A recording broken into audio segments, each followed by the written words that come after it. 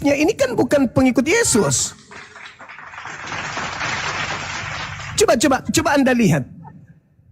Anda lihat ketika Yesus berkata, segala firman yang engkau berikan kepadaku telah aku sampaikan. Apa endingnya? Ketika murid-muridnya kemudian telah menerima segala firman itu, mereka percaya bahwa engkaulah yang telah mengutus aku. Murid-murid setelah menerima segala firman yang Yesus sampaikan kepada muridnya, mereka percaya Yesus itu rasul. Segala firman loh. Nah, sekarang permasalahannya adalah, masih adakah firman yang Yesus belum sampaikan sebelum terjadi penyaliban? Segala firman telah aku sampaikan. Itu belum terjadi penyaliban. Belum masuk di kubur. Belum ada di Pulau Patmos. Belum ada ketika ke Damsyik. Belum ke Ananias. Segala firman sudah tamat duluan. Berarti yang datang kepada Markus, Matius, Lukas, yang datang kepada Paulus ini siapa? Ya bukan Yesus. Ya, sebentar Bang. Kalau pertanyaannya apakah firman sudah disampaikan sebelum penyaliban? Iya. Nah, kemudian setelah dia disalibkan dan mau diangkat ke surga, dia perintahkan supaya pergilah ke seluruh bangsa untuk sebarkan firman. Berarti masih ada firman dong. Berarti itu firman baru. Berarti masih ada firman. Itu perintah. Berarti ada firman baru. Begini Bang, itu perintah. Tidak semua ya, ucapan baru. itu kan firman semua kan? Ya firman baru berarti. Itu perintah kepada murid-muridnya supaya ajarkan ke seluruh dunia apa yang telah diajarkan. Kan begitu. Saudara, Yesus dalam Yohanes 12:49, aku tidak berkata-kata dari diriku, apa yang aku katakan adalah apa yang difirmankan untuk aku sampaikan dan aku katakan. Iya, artinya bahwa tidak semua ucapan Yesus itu kan firman semua, Bang. Lah, Yesus sendiri mengatakan Yohanes 14:24, segala firman yang keluar dari mulutku bukan dari aku, tetapi dari Dia yang telah mengutus aku. Berarti apa yang kalau dia mengajar soal apa firman itu baru bisa dikatakan firman. Terus kalau tiap hari dia komunikasi dengan orang kan bukan firman itu. Itu perintah loh. Ketika di Matius 10 nomor 5 nomor 6, Yesus berpesan kepada ke-12 muridnya agar jangan ke bangsa lain, melainkan pergilah kepada domba-domba yang hilang dari umatku Israel. Itu perintah. Nah, cakupan dari perintah ini kepada ke-12 muridnya semuanya telah disampaikan. Pergi. Ini, itu. Semua sudah disampaikan. Lalu kemudian tiba-tiba saja ada yang muncul dari tanah, mengaku Kristus, pergilah ke seluruh dunia. Jadi itu firman baru. Karena kenapa? Firman yang datang kepada Yesus sudah dia tamatkan bahwa murid tidak boleh ke bangsa lain, melainkan hanya kepada bangsa Israel saja. Titik. Selesai perkara. Tiba-tiba saja muncul, keluar dari kubur, di Pulau Patmos, ada kemudian di Damsyik. Ini siapa ini? Kok banyak firman baru? Maka Yesus sudah menyatakan kepada muridnya, waspadalah agar kalian jangan disesatkan, sebab akan datang banyak penyesat memakai namaku dan berkata, akulah Kristus, akulah Mesias. Mereka akan menyesatkan banyak orang. Titik. Itu nasihat Yesus. Maka ketika ada orang mengaku, aku bertemu dengan gurumu loh ketika aku ke Damsyik, ketika aku di Pulau Patmos, apakah murid percaya? Sesuai dengan nasihat gurunya, jangan kau percaya. Nah, itu tidak ada kaitannya dengan itu. Kalau peringatan Yesus kan bahwa waspadalah akan datang banyak yang mengaku sebagai Kristus kan. Sementara Paulus bukan mengaku sebagai Kristus, tapi dia bertemu atau mendengar suara Kristus. Jadi beda itu. Ketika dia mengatakan bertemu, tapi tidak ada tanda-tanda, ketika Yesus ditanya oleh muridnya, guru apa tanda kedatanganmu? Yesus mengatakan apa? Kalau aku yang datang, aku akan nampak di tengah langit. Semua manusia akan melihat aku. Itu terjadi nggak kepada Paulus? Ya, karena di situ Paulus hanya mendengar suaranya saja. Nah, itu tanda apa itu? Kalau cuma suara, siapa yang pernah kasih tanda begitu? Yesus. Justru Yesus mengatakan, jadi kalau ada orang berkata ada Mesias di sini, ada Mesias, dan jangan kau percaya. Kalau ada orang mengatakan bertemu aku di padang gurun dalam bilik, jangan kau percaya. Sebab kalau aku yang datang, aku akan nampak di tengah langit. Dan semua manusia akan melihat aku. Dan kalau aku datang, maka itulah tanda akhir zaman. Berarti yang datang kepada Paulus bukan aku, karena belum tanda akhir zaman. Sedangkan Yesus tidak datang, Bang. Paulus hanya mendengar suara saja kan di situ. Lah, berarti itu bukan Yesus. Ya, cara Tuhan bertemu nabinya kan begitu, tidak menampakkan diri, tapi Saudaraku, dengar suara Yesus saja. sudah ditanya, apa tanda kedatanganmu? Jadi yang datang kepada Paulus itu bukan Yesus. Itu dia tidak datang, dia hanya bersuara saja dari tempat. Oh, berarti iblis dong. Ya tidaklah. Kan cara Loh, Tuhan tidak. bertemu nabinya kan begitu kan, menyampaikan Ya firman. itu Tuhan, ini bukan Tuhan, ini Yesus. Kan Yesus mengatakan, waspadalah kepada penyesat yang datang kepadamu, memakai namaku. Cuman ada suara datang, tidak ada orangnya. Akulah Yesus. Nasihat Yesusnya percaya atau jangan percaya? Ya kalau Tuhan memang begitu, Bang, dia berfirman kepada Musa pun tanpa wujud, dia hanya suara saja. Itu Anda, karena Anda Kristen, Anda mengatakan itu. Yahudi tidak Islam akan pun sama, percaya. kan? Islam pun ketika Musa berbicara dengan Tuhan tanpa wujud, Itu hanya suara saja. Tuhan. Itu Tuhan, Bang. Ini Yesus. Kepercayaan kami Yesus Tuhan. Tapi Yesus, benar nggak Yesus mengatakan bahwa akan datang penyesat memakai namanya? Ya benar. Nah, ketika nasihat itu disampaikan, ada nggak Paulus di situ? Nggak ada Tidak. kan? Nah, Iya. ketika murid-murid ini sebulan, setahun berjalan dari nasihat Yesus tadi di Bukit Zaitun, ketemulah Paulus. Lalu Paulus berkata, "Hei murid Yesus, ya Paulus, aku bertemu dengan gurumu, aku mendengarkan suaranya dari langit. Bahwa dia Yesus yang datang kepadaku dan membimbing aku menuliskan 13 kitab."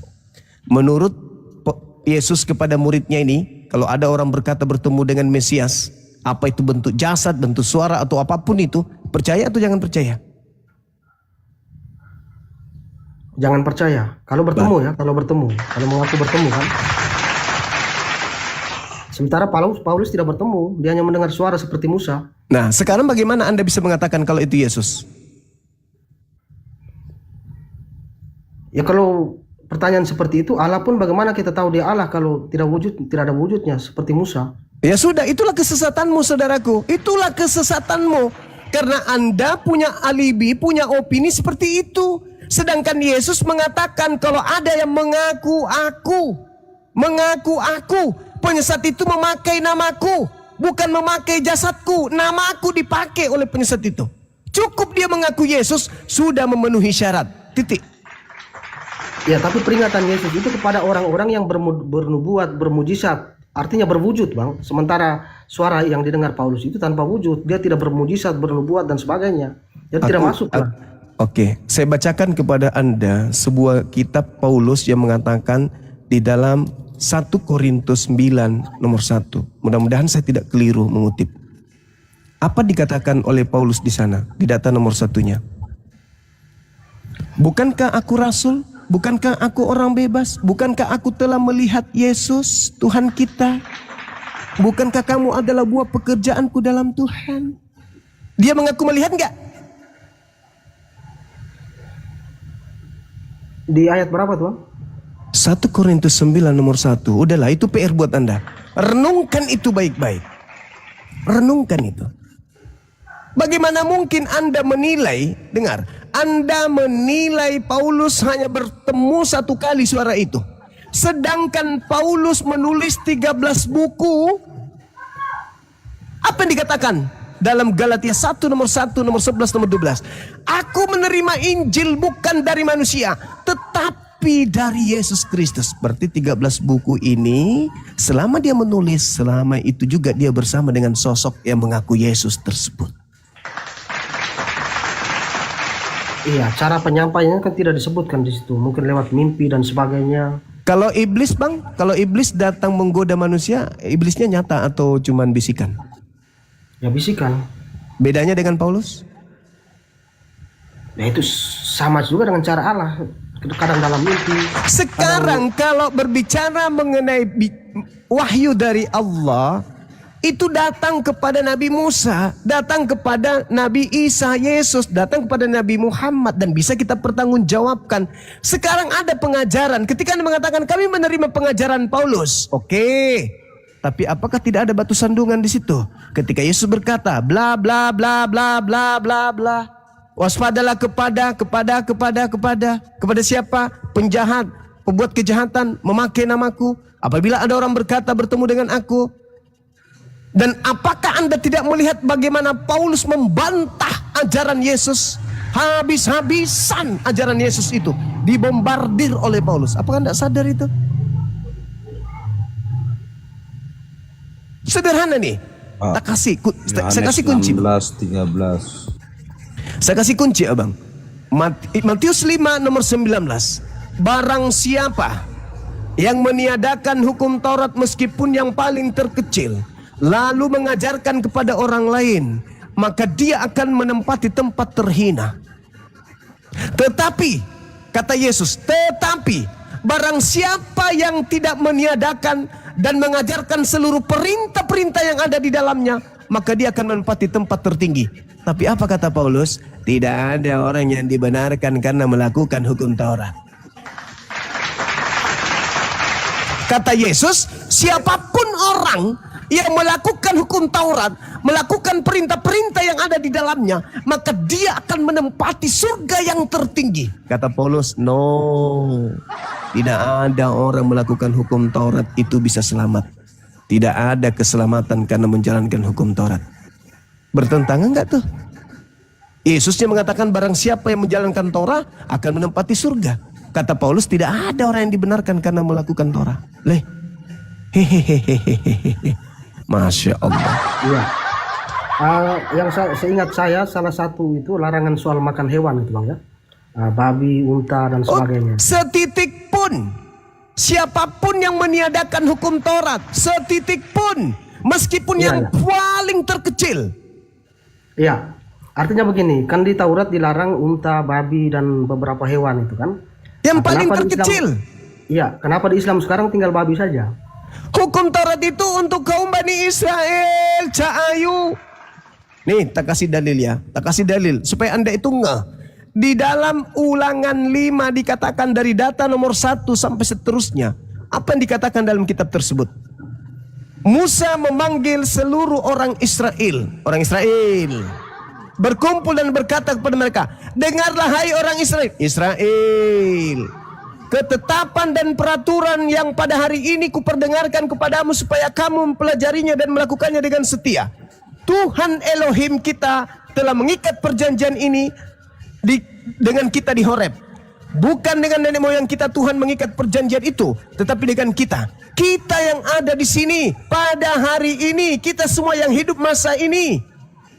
Oke? Jadi bukan kemudian kepada orang yang jauh dari sana. Kemudian di dalam Ulangan 33, apa kata Musa di sana? Jelas sekali. Berbahagialah engkau yang inilah berkat yang diberikan Musa hamba Elohim itu kepada orang Israel sebelum ia mati. Berkatalah Musa, Tuhan datang dari Sinai, terbit pada mereka dari Sir, ia nampak bersinar dari pegunungan Paran, dan datang dari tengah-tengah puluhan ribu orang yang suci. Di sebelah kanannya nampak kepadanya hukum atau api yang menyala. Sungguh ia telah mengasihi umatnya. Semua orang yang kudus di dalam tangan mulah mereka. Pada kaki mulah mereka duduk menangkap satu dari firman-Mu. Musa telah memerintahkan hukum Taurat kepada kita, suatu milik bagi jemaat Yakub. Kalau yang saya tangkap dari penjelasan abang ini kan begini, pemahaman saya begini. Kalau di Taurat dilarang makan babi, unta dan sebagainya. Terus abang bilang itu untuk Yahudi. Dalilnya di luar tadi Yahudi, artinya di luar Yahudi, Indonesia, Arab, dan negara yang lain di luar Yahudi, ya boleh makan. Iya, boleh. Kenapa dilarang di Islam? Kenapa? Kenapa di Islam dilarang dimakan babi? Islam itu bukan Torah pegangannya, tapi Al-Quran yang datang kepada Nabi Muhammad. Nabi Muhammad punya syariat sendiri. Nabi Musa dan kaumnya punya syariat sendiri. Aturan itu berlaku kepada kaumnya Nabi Musa. Anda baca sendiri kan? Suatu milik kepunyaan jemaat Yakub. Kalau Al-Quran, litubayyina linnas. Kalau Torah, ila bani Yakub, ila bani Israel. Kalau Al-Quran, ila bani Adam. Itu Al-Quran. Berbeda. Yang jadi masalah ini Anda. Anda Kristen yang menggunakan dalil itu, apalagi mengatakan Yesus mati untuk kalian, untuk menghapus Torah. Loh, kok bisa? Ada apa Yesus mati untuk menebus kalian dari hukum Torah, sementara Torah itu bukan untuk kalian?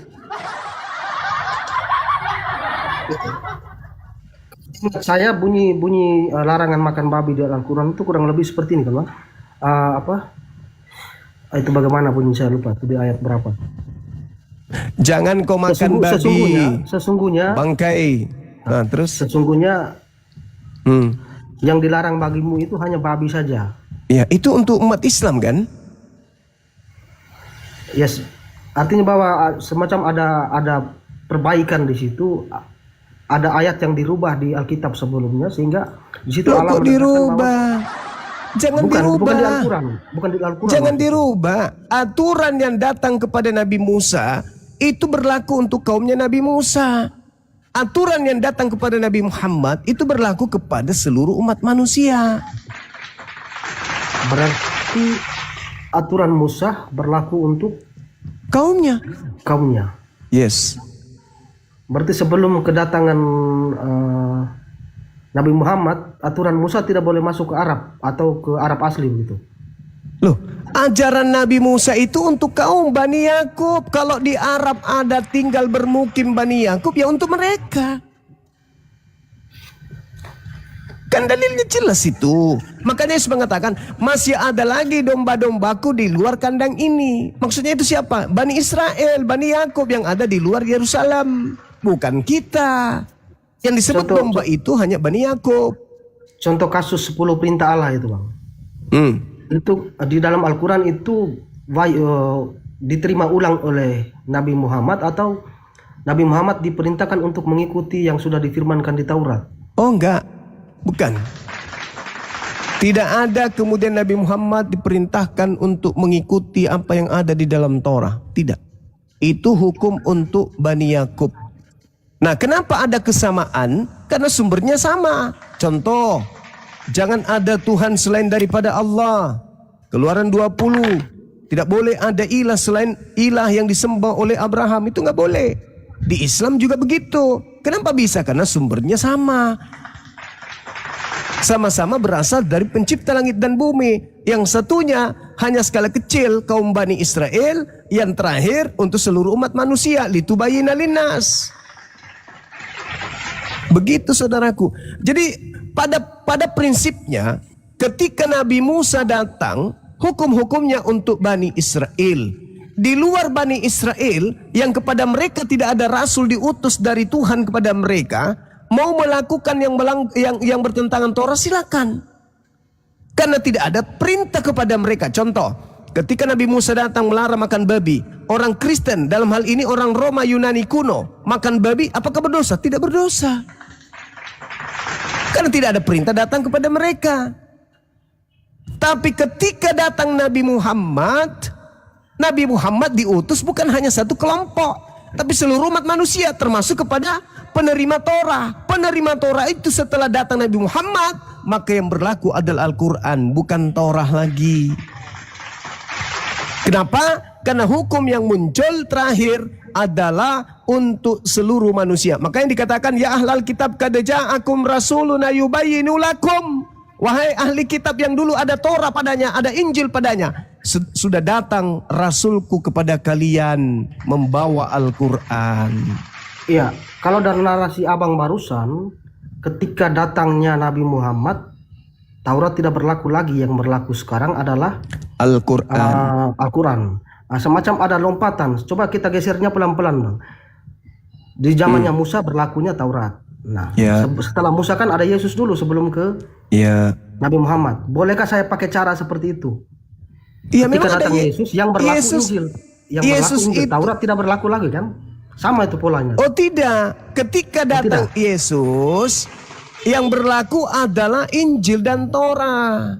Makanya ketika Al-Quran mengatakan Nabi Isa datang menghalalkan sebagian, betul, Yesus menghalalkan sebagian. Apa itu? Yesus sudah bisa kemudian dan muridnya melakukan kegiatan pada hari Sabat. Ya, berarti kesimpulannya ketika di zamannya Musa Taurat berlaku, ketika di zamannya Yesus Injil dan Taurat berlaku, Yes. ketika di zaman Nabi Muhammad Injil dan Taurat dihapus, ganti Al-Quran. Yes, bukan dihapus loh ya. Torah diberitakan dalam bahasa Arab di dalam Al-Quran. Yang menghapusnya itu adalah orang-orang yang pemilik kitab. Mereka yang mencampur adukkan. Al-Quran datang sebagai kitab penuntun terakhir. Gimana Padahal di Al-Quran diperintahkan untuk mengikuti yang ada di Taurat, Mila Ibrahim. Kalau tidak salah. Itu bukan Torah, itu Mila Ibrahim, bukan Torah, itu beda. Terus informasi tentang pengajaran Ibrahim itu didapatnya dari mana tuh, Bang? Al-Quran kan? Al-Quran menjelaskan itu kan? Bagaimana Nabi Musa dan Nabi Ibrahim, qulu amanna billahi wa ma unzila ilaina wa ma unzila ila Ibrahim wa Ismail. Apa yang diperintahkan? Tiga pokok ajaran yang diajarkan oleh Nabi Ibrahim. Yang pertama la ilaha illallah. Yang kedua berkurban kemudian, yaitu anaknya yang tunggal. Kemudian yang ketiga adalah bersunat. Itu yang diajarkan di dalam Islam. 3 poin ini.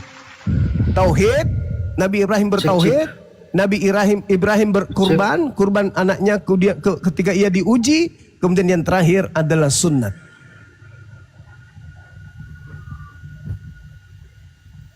Sih. Ada suara, Bang. Oke, saya 5 menit lagi untuk izin ibadah. Ya, lanjut.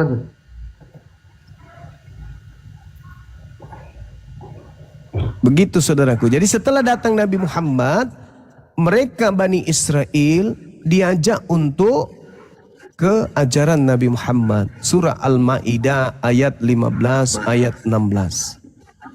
Kalau pemilih Torah saja, umatnya Nabi Isa saja diminta untuk beralih kepada Nabi Muhammad, bagaimana kalian? Bagaimana kita ini yang bukan dari umatnya Nabi Musa dan Nabi Isa?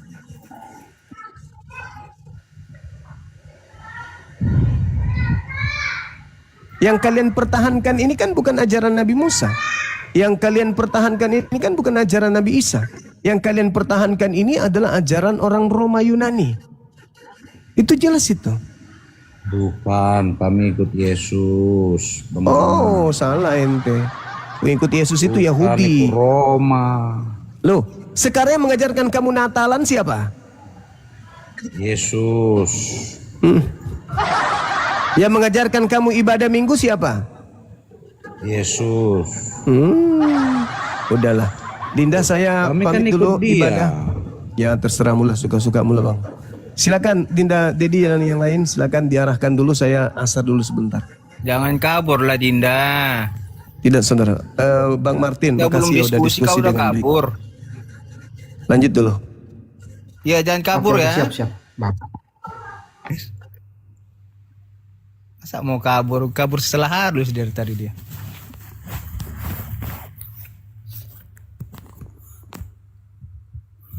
Next, lanjut dulu, Bang.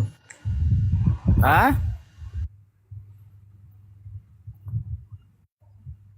Mau kabur deh tuh. Ada sholat dia. Mana ada kabur? Udah Bang Juma udah izin sholat. Tak dengar kah? Mau kabur deh tuh. Dari tadi kan udah nampak. Sholat kan udah izin sholat. Orang mau sholat tidak bisa ditunda kalau sholat. Gimana Di sih? sini masih jam 2.45. Gimana mau sholat? Di sana udah jam berapa? Kak, kita beda 1 jam dengan Bang Juma. Gimana sih? Dia di mana? Dia di Makassar beliau.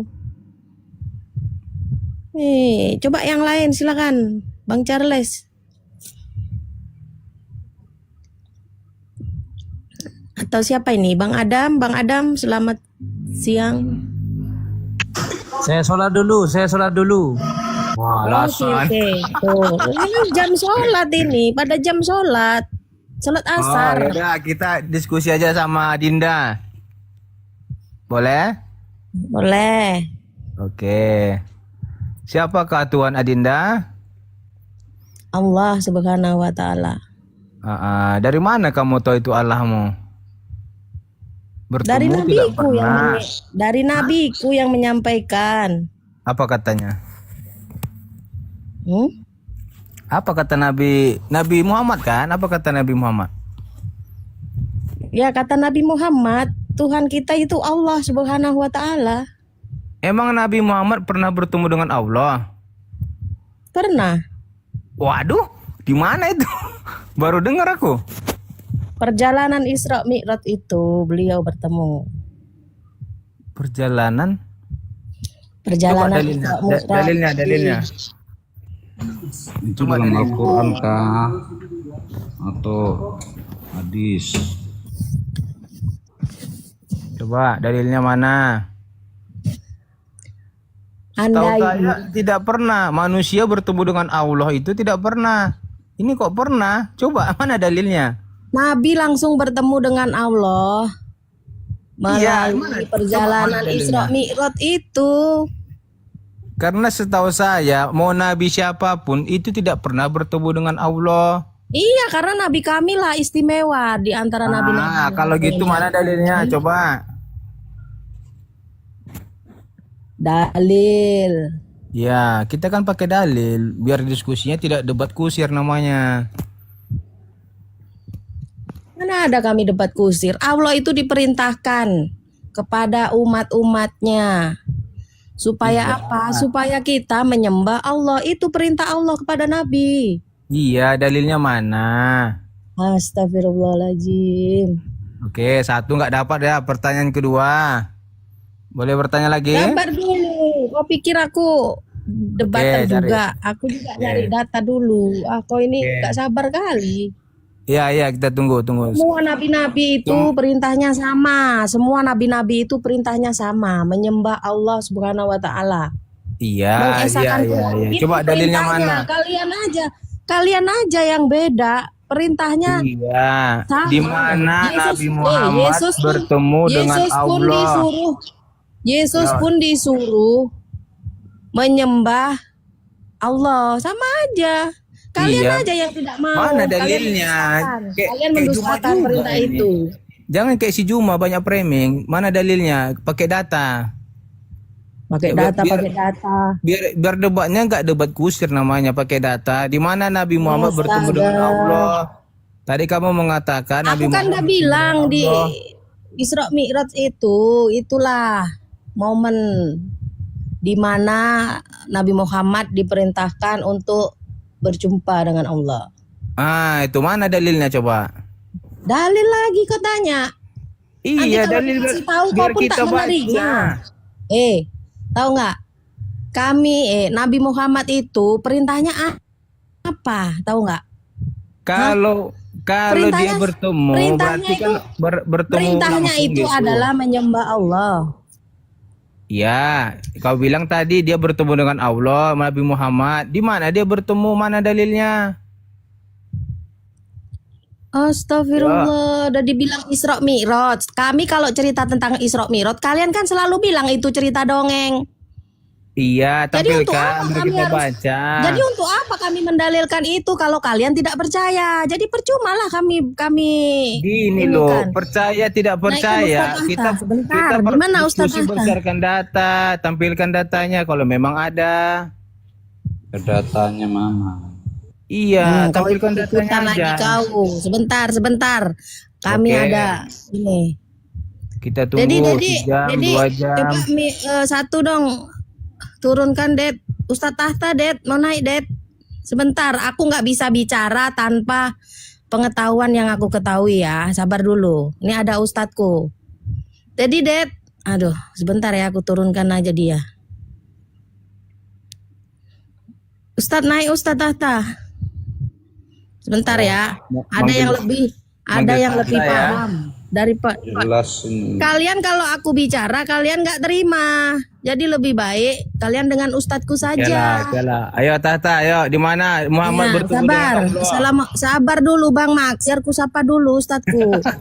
Iya, sapa lah. Oh, Assalamualaikum Ustadz Tahta. Waalaikumsalam. Silakan Ustadz. Ya udah silakan Mac. Tema yang kamu kuasai Iya, apa? di mana Allahmu bertemu dengan Nabi Muhammad? Kita Itu ganti. tadi Oke. pertanyaannya. Oke, jadi Ya, kamu dengar pakai dalil. Ya, pakai Ya data. dengarkan. Ya, Diam. Saya pakai Saya pakai dua data ya. Pakai dalil, mana ada Nabi Muhammad di Alkitab ada dah. Diam dulu, Max. Oke, saya pakai dua data ya. Kamu dengerin. Jadi Asy-Syura ayat 51. Wa ma kana libasarin ayyukallimahullahu illa wahyan aw min wara'in hijab aw yursila rasulan fa uhiya bi idzni. Jadi para Artinya nabi, kamu dengar dulu. Makanya kalau udah jadi moderator repot kalau tidak mau gantian orang-orang oten ini. Jadi para nabi ini menerima wahyu. Allah itu tidak pernah mau turun ke dunia. Kalau dalam Bible 2 Tawarikh 6:18. Bahkan mati manusia kalau melihat Tuhan. Keluaran 33 ayat 20. Makanya Nabi Muhammad menerima wahyu. Ya dia itu pakai malaikat. Sama seperti Musa pakai malaikat. Keluaran 3 ayat 2. Lalu malaikat Tuhan menampakkan diri kepada Musa. Atau kisah para Rasul 7:38. Musa inilah yang menjadi pengantara dalam sidang jemaat di padang gurun di antara malaikat yang berfirman. ya udah Lalu cukup. kisah para Rasul 7:53. Kamu telah menerima hukum Taurat. Tenang dulu, tenang. Udah, pertanyaannya tadi di mana Allah bertemu dengan Nabi Muhammad? Kalau Nabi Muhammad yang bertemu langsung cuma satu kali ketika Mi'raj. Subhanallah di asra bi abdihi lailan minal Mana masjidil dalilnya? Ya, surat Al-Isra ayat 1. Di situlah Nabi Muhammad pertama kali langsung ketemu Allah. Untuk wahyu yang lainnya sama seperti malaikat. Sama seperti Ada di Nabi. sini dikatakan bertemu tak kau jangan dusta. Astaga. Kamu itu kalau nanya, nanti kamu tak jadi Allah, kamu tak mungkin berani kamu. Iya, di mana dikatakan sini bertemu dengan Allah? Surat Mi'raj mana ada? Ya, jadi ketika Mi'raj itulah menerima perintah sholat 50 menjadi 5 itulah Nabi. Dia bertemu dengan Allah di mana? Aku Terus, bilang. kalau untuk di dunia, para nabi menerima wahyu pakai malaikat, sebagaimana Nabi Musa. Berarti dia tidak bertemu dengan Allah. Iya, Nabi Musa, Yesus juga tidak pernah bertemu. Ya. Makanya aku bilang, mana dia bertemu dengan Muhammad? Sekarang kamu pakai data ya. Oke, kalau kamu udah gini aja. Enggak, jawab dulu, enggak usah lari-lari kemana-mana. Jangan takut, jangan takut. Jawab Yesus dulu. mengatakan, Apakah pernah Nabi Muhammad bertemu? menerima firman dari Tuhan. Ya, Yesus mengatakan, Yesus, kamu utusan. Iya. Dulu. Kok lari-lari tah? Aduh, Daddy mana Daddy ini? Dad. Jawab dulu, apakah Nabi Muhammad pernah Ya, bertemu dengan Allah? Diam dulu, Max. Max, diam dulu. Dijelasin kok ini. Iya, pertanyaannya Ya kau diam dulu biar dijelaskan. Next. Gini. Hello. Yo. Coba cari otan yang paham Bible aja. Coba siapa? Ini tidak tahu apa-apa dia. Dijawab pakai Itu ada dua Bang data. Martin. Kami paham, cuma nanya tadi belum selesai Pak Tata. gimana jawabannya apa gitu? Ada tidak? Oke, dengerin ya, dengerin. Jadi Asy-Syura ayat 51. Para nabi menerima wahyu ini pakai malaikat. Sebagaimana Nabi Muhammad umumnya pakai malaikat. Begitu juga Musa pakai malaikat. Keluaran 3 ayat 2, kisah para Rasul 7 30, kisah para Rasul 7 Ya, apakah Nabi Muhammad pernah bertemu dengan Allah? Astagfirullah. Oke, gini Ustaz Tata, izin. Gini teman-teman Kristen ya. Dalam ranah diskusi ya otomatis memiliki aturan dan rule ya. Aturannya bagaimana ketika Anda bertanya berarti Anda butuh jawaban ya kan. Ketika Anda dijawab atau dijelaskan, mohon diam dulu, bersabar. Catat bila mana ada yang perlu Nggak catat. ada jawabannya host masalahnya. Dia pakai Alkitab terus ditanya. Sabarlah, namanya diskusi. Bukan dakwah, bukan khotbah kayak di gereja, bukan. Sabar, kamu sabar dulu, kamu lagi buang. Ditanya, ya dijawab, bukan Udah dibawa dulu, sakit telingaku dengar. Ayo maju Kristen. Ya, Bang Charles monitor. Iya. Pertanyaannya kan tadi gitu dinarasikan oleh mbaknya bahwa ketemu. Nah, kita mau tahu dalilnya di mana secara eksplisit gitu. Oke, sudah saya jawab ya. Pertama, kalau Nabi Muhammad menerima wahyu, maka ada di surat Asy-Syura ayat 51. Jadi melalui malaikat Jibril. Karena Allah tidak mau turun langsung ke dunia. Ya, sehingga pakai malaikat. Begitu juga dalam perjanjian lama, pakai malaikat. Karena Allah tidak mau turun ke dunia, 2 Tawarikh 6:18. Mana datanya data para nabi ini pakai malaikat? Oke, Nabi Musa Keluaran 3 ayat 2. Kisah para Rasul 7 30, 38, 53. Begitu juga kepada Abraham pakai malaikat. Mana datanya? Keluaran Kejadian 22 ayat 11 atau Kejadian 22 15. Begitu juga kepada Hagar malaikat, Kejadian 21 ayat 17. Atau kepada Zakaria malaikat, Lukas 1 ayat 11. Ya, atau Lukas 1 ayat 19. Semuanya pakai malaikat. Ya, kenapa kok harus pakai malaikat? Karena Tuhan ini tidak mau turun ke dunia, makanya disebut ajaran samawi. Iya, kalau ajaran pagan, dewa langsung menjelma menjadi manusia. Sebagaimana kisah para rasul 7, kisah para rasul 14 ayat 11. Dewa-dewa turun ke bumi mengambil rupa manusia. Itu dewa. Tapi kalau ajaran samawi, Tuhan cukup mengutus seorang. Yesaya ayat 19:20. Ketika Tuhan ingin menyelamatkan manusia atau mau berbicara, dia mengutus seorang. Gitu. Oke, silakan. Berarti poinnya tidak pernah ketemu gitu ya? Ya, sama seperti Yesus. Sama seperti Yesus, Musa tidak pernah ketemu. Karena Tuhan tidak mau turun ke dunia. Mati manusia kalau melihat Tuhan. Keluaran 33:20. Kamu tidak bisa melihatnya, kata Yesus. Yohanes 5:37. Terus dia duduk di sebelah kanan Bapa. Bukan lagi ketemu, malah bergandeng tangan dia. Oh, enggak. Oh, berarti itu yang mana yang kamu tuhankan? Kan bergandeng tangan ada dua. Mana Tuhanmu? Yesus. Yesus. Berarti Bapak bukan Tuhan. Bapa pencipta langit dan bumi, Ya, Tuhan juga. Tuhan juga apa bukan? Tuhan itu penguasa Pak tahta. Ya, siapa? Tuhan penguasa itu siapa? Bapak atau Yesus? Yesus. Bapak bukan penguasa Tuhan. manusia. Berarti Bapak bukan Tuhan. Sesembahan yang ciptakan Oh, berarti langit dan bumi. Bapak sesembahan yang Tuhan Yesus gitu. Allah itu sang sesembahan. Oke, gini aja. Menurut Yesus Tuhan itu ada berapa dan siapa? Tuhan itu ya Yesus. Oke, katakan. Oke, pakai data. Dengar Sriwil, Tuhan itu aku sendiri di mana? Loh, akulah guru dan Tuhan. Oke, saya nanya ke Yesus. Yesus Yohanes 13:13. Sekarang gini. Yesus siapa Tuhan itu? Ya Allah Bapa. Matius 11:25. Aku bersyukur. Allah itu siapa? Itulah sesembahan namanya. Ya. Siapa sesembahan? Nah, kata Allah Yesus. namanya. Kata Yesus Tuhan langit dan bumi itu adalah Allah Bapa. Matius 11:25 di langit. Matius 18:9. Benar. Ya udah. Sesembahan Oke, namanya. kalau Tuhannya Yesus Kalau adalah Tuhan, Bapa. Kalau Tuhannya Yesus Bapa, berarti Tuhannya Kristen siapa? sesembahan. Ya pakai data di mana datanya? Tuhan itu Yesus. Ya coba pakai data bahwa sesembahan itu adalah Bapa, Yesus Tuhan itu di mana datanya? Allah itu sang sesembahan Allah. Iya pakai data bahwa Allah itu sesembahan. Kalau Yesus Tuhan itu di mana datanya? Loh, Yesus memang Tuhan. Yohanes 13:13. Ya, kamu menyebut aku guru dan Tuhan gitu. Iya. Oke, Tuhan. sekarang Tuhan itu apa? Definisi Tuhan itu apa? Penguasa. Oke, Yesus tidak bisa berbuat apa-apa. Yohanes 5:30. Ya, saat itu. Terus kapan dia Supaya bisa jangan terlalu banyak yang minta. Tidak bisa.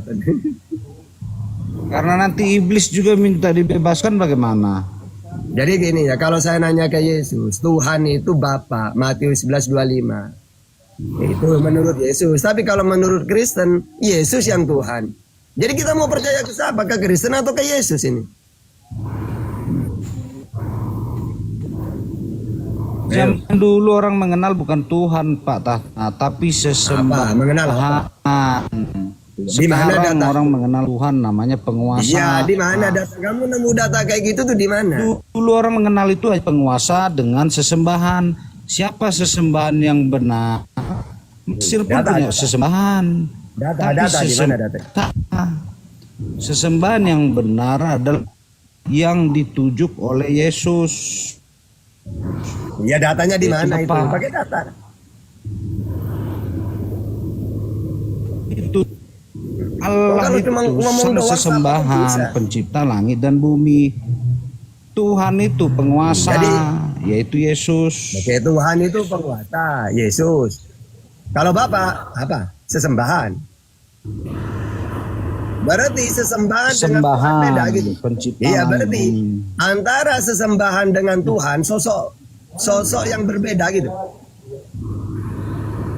Sesembahan itu milik seluruh bumi, seluruh dunia, begitu. Sesembahan itu adalah Bapa, sedangkan Yesus Tuhan gitu. Gimana? Kok ribet banget Nathan? Padahal kalau Yesus gampang. Kalau Yesus yang jawab itu.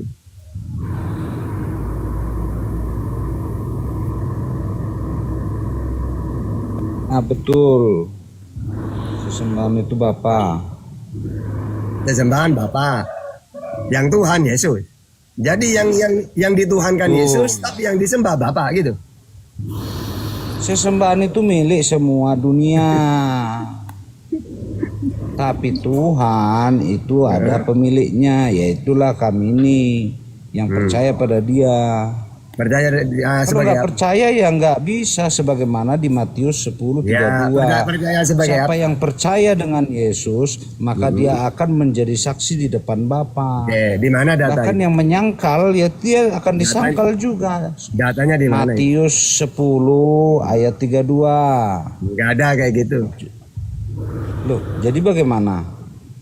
Coba gimana? Coba. Di situ yang mana? Coba. Baca coba.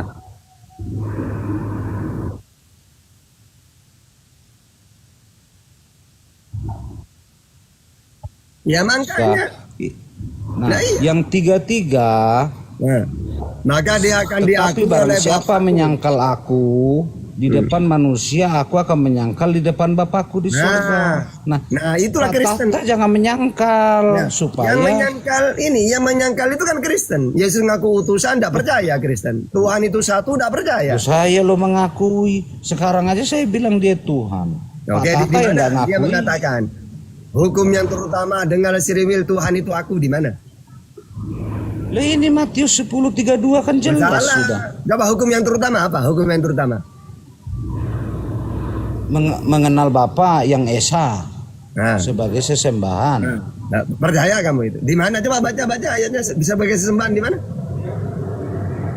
Ya Esa. Nah iya, Esa itu Bapa. nggak bisa dibilang satu.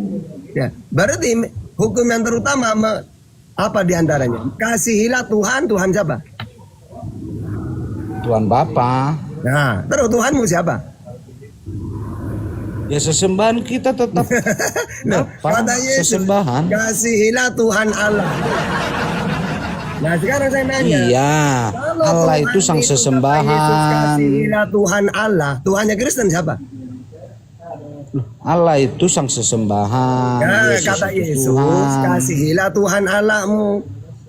Nah, kalau Tuhannya Kristen, Ya, Yesus. nah berarti beda dong. Sesembahannya Bapa. Berarti beda. Kan jelas Ya Tuhan jelas, kata Allahmu. Yesus, Sesembahannya. kasihilah Tuhan Allahmu, jelas kan? Nah, sedangkan Tuhannya Kristen Yesus, kan gak nyambung. Loh, kok nggak nyambung? Dia penguasa, dia Coba, saya Yesus. ini miliknya. Coba. Sekarang gini, kata Yesus, aku bersyukur kepadamu Bapa, Tuhan langit dan bumi. Kasihilah Tuhan. Nah, Nah, jelas kan Tuhan itu siapa? Jelas kan? Allah itu sesembahan. Kasihilah Tuhan Allahmu. Iya, Tuhan Berarti yang Allah disembah itu siapa? oleh Siapa Allah itu? sesembahan. Bukan Tuhan. Allah itu sang, Allah Tuhan itu apa bukan? sesembahan. Ya, menurut Allah Yesus. namanya. Menurut Yesus Tuhan apa bukan? Loh, Tuhan itu Yesus. Nah, kata Yesus kasihilah Tuhan siapa? Tuhan pemilik, Tuhan penguasa. Allah. Nah, berarti Allah yang Penguasa Tuhan. sesembahannya. Iya. Sesembahannya Kata Yesus, siapa? coba. Kata Bapa. Yesus, kasihilah Tuhan, Tuhan siapa? Tuhan pemilik, Ya, penguasa. Tuhan siapa? Siapa kata Yesus? Tuhan itu pemilik dan penguasa. Nah, yang memiliki Yesus siapa? Ya Yesus sudah, Bapa. berarti intinya menurut Yesus Tuhan itu Allah. Menurut Kristen Yesus, ya udah gitu. Allah itu sesembahan. Allah itu Tuhan, Tuhan kasihlah Tuhan Allah. Loh, Tuhan itu Yesus, makanya di Yohanes 13:13 coba dibaca. Coba. Kasihlah Tuhan Yohanes Yesus. 13:13. Ada nggak? Kasihlah Tuhan Yesusmu gitu. Ada. Loh iyalah. Di mana Kalau datanya? nggak Coba. dikasihi dia mana kita? Coba. Di mana Matius data? 10:32. Di mana kasihlah 10:32. Tuhan Yesusmu? Coba. Di mana datanya? Matius 10:32. Baca. Setiap orang yang mengakui aku di depan manusia, Di mana aku datanya? juga akan mengakui di Kasihlah depan Bapakku Tuhan yang di Yesus. sorga. Dengerin. Nah, mengakui di depan manusia sebagai Tuhan. Datanya di mana? Kasihilah Tuhan Yesusmu. Di mana? Ya kalau nggak dikasihi ngapain kami bertuhan? Ada datanya apa enggak? Loh, itu kan datanya. Ya, di mana coba? Kasihilah Tuhan Barang Yesus. siapa, Bukan itu pertanyaannya. barang siapa yang mau ke Bapa maka harus melalui Bukan Yesus. itu Ada datanya pertanyaannya. itu. Pertanyaannya, ada nggak kasihilah Tuhan Yesusmu? Ya secara eksplisit enggak lah, nggak mungkin dia ngomong semua secara nggak ada, ya. eksplisit. Oke. Tapi Kalau dimaknai. tidak ada, oke, kalau tidak ada nggak seperti ini? Kasihilah Tuhan Allahmu, ada nggak? Ada. Nah, berarti kamu yang tidak ada kamu imani, yang ada kamu tolak. Tuhan itu kan penguasa, pemilih. Allah itu sesembahan. Kamu kan ngaku barusan. Ada nggak Tuhan kasihilah Tuhan Yesusmu? Nggak ada. Kalau kasihilah Tuhan Allahmu, Secara ada. eksplisit tidak ada. Masa semua harus ditulis secara eksplisit? Berarti kamu itu yang tidak ada kamu adakan, yang ada kamu tidak mau. Bukan, dimaknai, Pak. Oke, saya ulangi. Ada nggak kalimat gini? Kasihilah Tuhan Allahmu. Ada nggak? Ada. Oke. Kasihlah Tuhan Yesusmu. Ada nggak?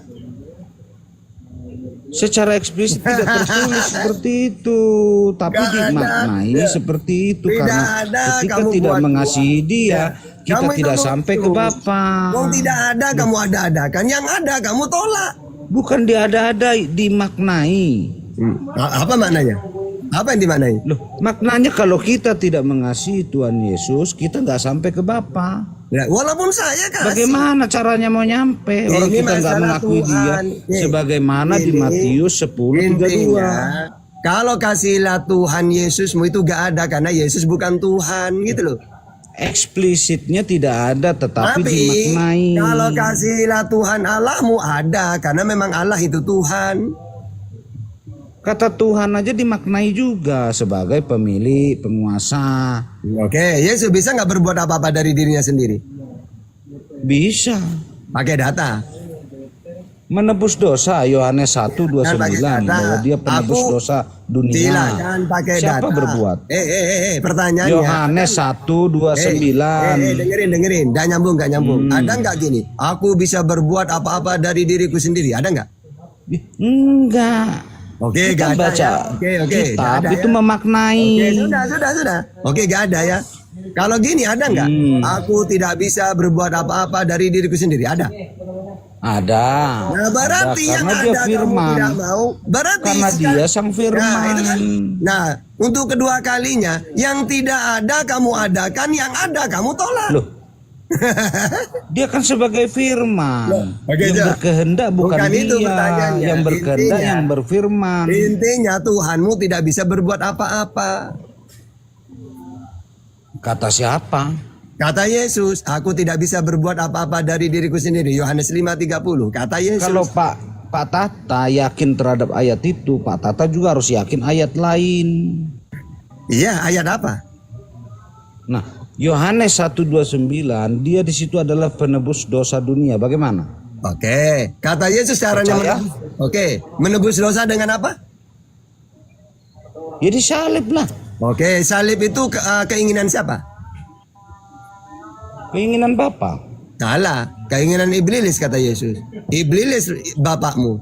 Mana? Kamu melakukan kehendak bapakmu. Yohanes 8:44. Ya itu kan menunjuk kepada manusia-manusia yang berdosa itu. Oke, sekarang mana datanya? Bapak yang memerintahkan aku supaya dibun-bun. Itu di mana? Ada di perjanjian lama. Ya, silakan. Mana datanya? Di Yesaya 53 ayat 6. Baca. Aduh, saya satu server aja nih. Ya. Mana datanya? Nanti Bapak akan membunuh Yesus. Nah, itu di mana? Tidak secara eksplisit seperti itu. Terus Itu gimana bunyinya? Terus gimana bunyinya? Ya bahwa ya itu saya nggak ada Nah, ya, ayatnya saja. Ayatnya. Yesaya berapa? Yesaya 53 ayat 6. Gimana? Yesaya 53. Ya. Nah, Yesaya 53 ayat 6. Yesus gitu bunyinya. Hah? Enggak begitu namanya, dia kan nubuat digenapi. Nah. Gimana? Yesaya 53.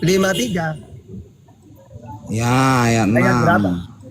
Ayat 6. Ayat 6. Kita sekalian sesat seperti domba gitu. Masing-masing kita mengambil jalannya sendiri. Tetapi Tuhan telah menimpakan kepadanya kejahatan kita sekalian. Mana di situ? Nah, itu. Apa? Loh, Nggak nyambung. itu kan anak domba itu dipersembahkan. Loh, di mana? Makanya Nggak ada. membaca ayat dimaknai. Ya ada domba dipersembahkan di sini. Oke, sekarang Yesus ini Yohanes domba. 1:29 siapa anak Oke. domba? Kalau ajaran samawi yang dikorban itu domba, lembu, ya ada nggak korban itu manusia? Yohanes 1:29 siapa anak domba? Ya, berarti Yesus itu domba, bukan manusia. Ya itulah memaknainya. Enggak, Begitu, Yesusnya- tidak Yesus secara itu manusia. eksplisit. Oke ya, Yesus itu manusia atau domba? Yesus manusia. Yang dikorbankan kalau di perjanjian lama domba apa manusia? Perjanjian lama domba. Terus kalau perjanjian baru manusia. Di perjanjian lama kan pengganti Ishak anak domba lah. Di mana? Oh iya kan domba kan bukan manusia kan? Iya anak domba Allah dibilang. Terus Yesus Karena ini di situ domba apa tidak ada yang manusia? menyiapkan domba. Oke, Yesus Allah yang manusia atau domba? menyiapkan. Yesus manusia. Ya sudah. Berarti kalau korban itu manusia, dewa Molok, ajaran pagan itu. Dewa-dewa minta Masa Abraham menyembahkan Ishak jadi ke dewa Molok? Wah itu ujian itu, Kejadian 2:22 itu bukan untuk korban beneran, Tuhan menguji doang. Loh, Baca masa perikopnya. Tuhan masa Tuhan nggak konsisten? Loh, itu mana kok perikopnya jelas perikopnya ketika Abraham diuji. Meragukan perintah. Loh, Tuhan sendiri yang ngomong cuma menguji kok itu. Baca Kejadian 22 ayat 2 itu.